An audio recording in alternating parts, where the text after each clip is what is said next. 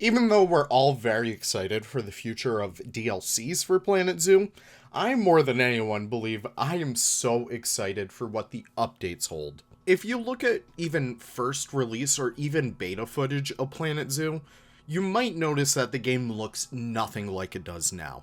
Planet Zoo has gone through at least 12 different game-changing updates that have given us so many different things, whether it be new variations for animals, whether it be the ability to change the watercolor, whether it be the ability to even make dioramas. It's incredible just how far this game has come, and it's incredible how much further we can go from here. Welcome everyone. Today we're going to be talking about what my most anticipated features are for kind of the future of updates for Planet Zoo, and hopefully you guys can respond in the comments too about what you guys are hoping to get. My name is Leaf and it's so great to have you guys back over here as we kind of talk about all this stuff. Number one would be more map skirts. Okay, listen, we can only start maps once. We have to start them right. Planet Zoo's latest update for 1.11, I believe, gave us at least like 15 different new map skirts, or at least a simpler way to choose map skirts in the game. But I feel like that's not good enough. I feel like there's so much more that Planet Zoo can do in terms of map skirts, or at least just a few different additions that we could get. What I'm thinking about in particular is a city skirt map. What most people really like to build in Planet Zoo are city zoos. City zoos are so simple and so easy to build, but they could also be super complicated to build in Planet Zoo right now because you have to build the city yourself. If we have a city on the outskirts of the map where it's just in the distance, where it's far enough for you to see, but close enough that it gives the impression of a sense of scale, I think that'd be fantastic for Planet Zoo to add. What I'm thinking about in particular is the Planet Coaster City map. In case if you guys have ever played that game, you have this lovely little city in the background where you're not too far off of it, but you could always see the city in the distance. And I think that's super important for us to get in Planet Zoo, considering that the fact that zoos are more often than not based in metropolitan areas. And it would just be a really, really awesome addition to have, especially for world building.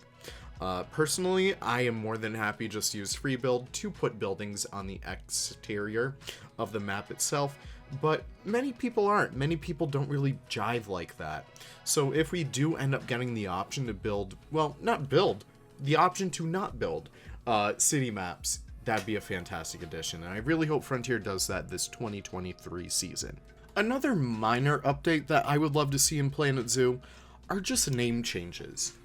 So many of the names in Planet Zoo are relatively outdated, and having this update for Planet Zoo where it really modernizes the names of all the animals that we use in here would really be such a simple fix, as well as go a long way as to really help accentuate that conservation message that Planet Zoo is always trying to push.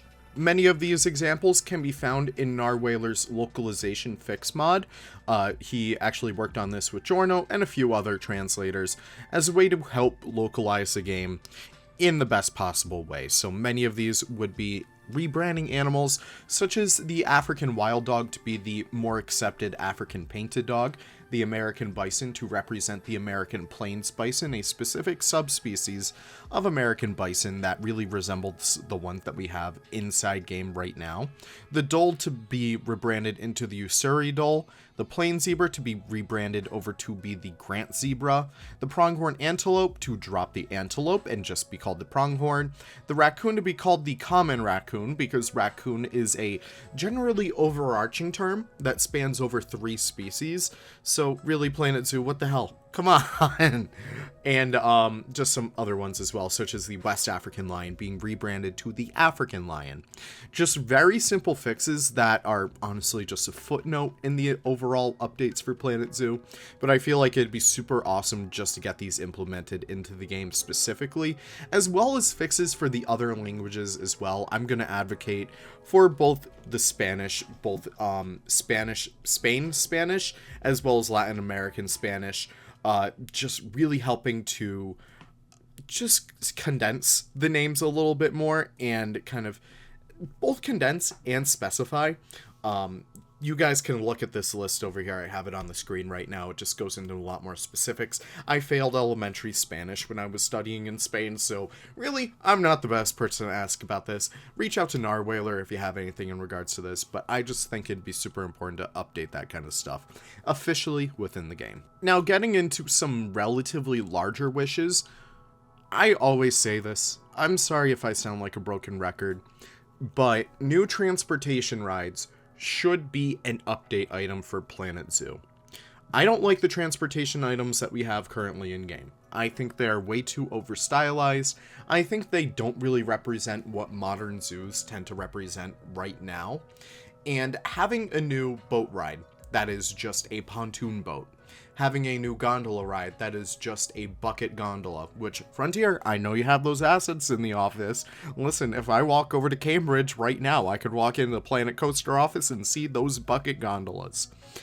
Even just like all the other ones too, like the Jeep 4x4.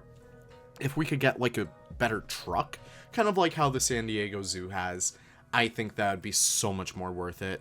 I really do think that that update could be so much better than the DLC. And I know that's not really what you want to hear, Frontier, because I know you're selling the DLC and you're not selling the update, but I think it'd be just a really wonderful thing to have.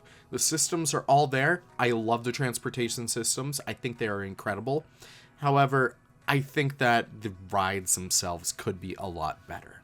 And speaking of rides, there's another asset from Planet Coaster that I feel like would be a super useful one to have in Planet Zoo. The wonderful Eben, other content creator in the Planet Zoo sphere, go check out his stuff, has brought this up many a times. What he and I both agree on is the fact that triggers should be added to Planet Zoo.